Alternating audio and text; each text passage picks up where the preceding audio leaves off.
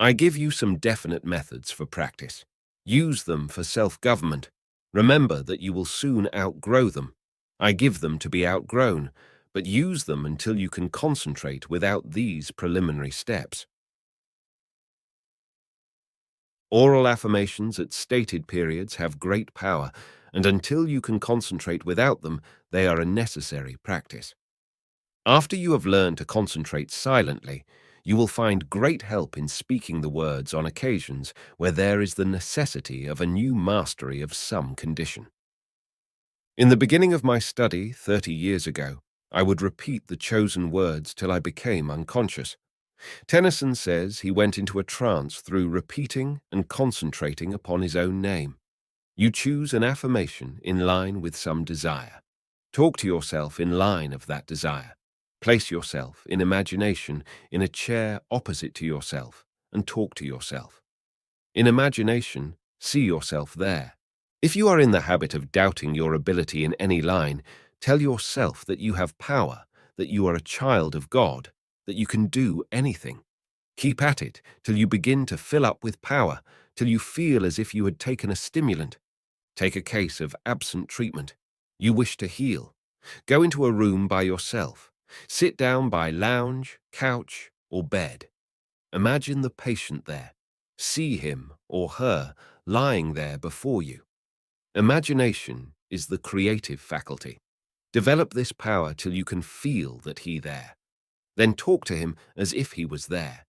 He is there when you see him there, for there is no space to thought. In this way, you can heal or help in any desired way. Learn to so concentrate upon this patient that you are oblivious of everything else. Imagine him well. He is well. Spirit knows no sickness. You are to see the spirit well and full of life. Tell him so. You will, in this way, learn to concentrate when you desire. A lady once came to me for treatment of her daughter. I agreed, and when the mother left, I sat down by my treatment lounge. I brought the daughter there in imagination and made passes with my hands from head to foot, just as if she was there in body. Then I said, "Go to sleep and sleep till 3 p.m., when you will awaken with all these conditions passed entirely away." She did so awaken well. Suppose it is a case of business dealing with a man. Place him in like position. Talk to him as if he were really there. You will grow to think it without talking. This is concentration. It need not take you an instant to concentrate, to give the thought power over yourself, or to send it telepathically to others. Absent-mindedness is involuntary concentration.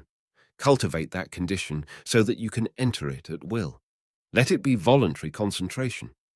Choose some theme and speak upon it when alone.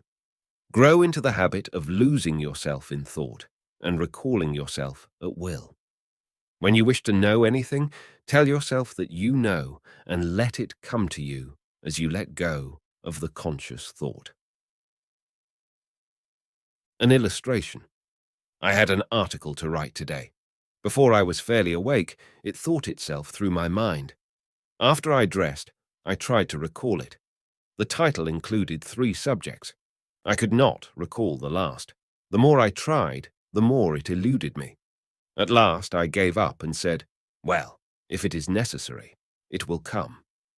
Later in the day, while I was dictating a letter, now my thought ran in the same channel and took up the theme I had forgotten and followed it to the end. I let it run itself. This is concentration. Suppose you have a patient and you are puzzled as to what to do. You have studied the case and are undecided. By this study, you have given yourself an auto-suggestion born of desire. Now say, "Well, when the right time comes, I shall know," and forget all about it. It will suddenly dawn upon you from the subconscious. This suggestion and this forgetfulness is concentration. Suppose it is a thought of business. You have considered the question and are unable to decide.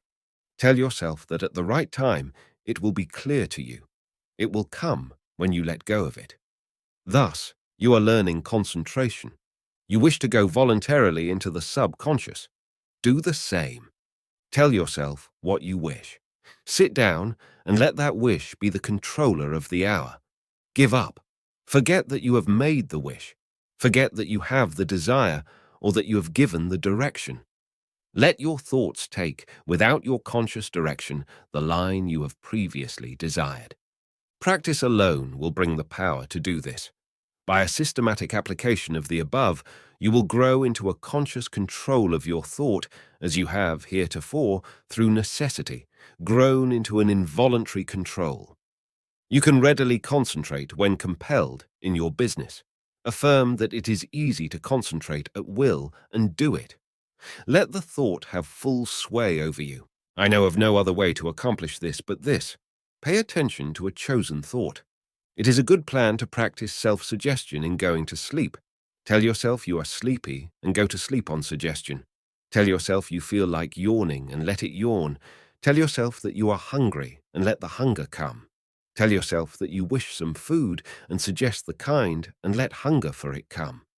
Tell yourself that you wish to go or to do something and let the desire grow and obey. In this way, you get into the habit of living from the subconscious by self-direction and are in the now silence all the time. Concentration is not a thing for special occasions. It is for all times. When you have learned to let the current have its way, you have learned the great lesson of life. You will live above sense, will live subject at all times to the spirit, will be led by intuition, will use your reason to apply truth, which flows into the consciousness by intuition, will use in the objective life truth that comes from the subconscious. Concentration in the silence is not a thing for special occasions. It is the condition of the devotee made constant. Pray without ceasing is the law. Desire, suggest, and let. That is all. It is the lesson Jesus learned when he said, "Thy will be done." May thy kingdom come really means, let thy kingdom come. The kingdom of self-control, the kingdom of self-mastery. Concentration is the shutting out of the objective life. It is closing the five senses and letting the soul be felt and heard in the silence. Follow directions herein given. Practice as suggested, and the silence will become vocal.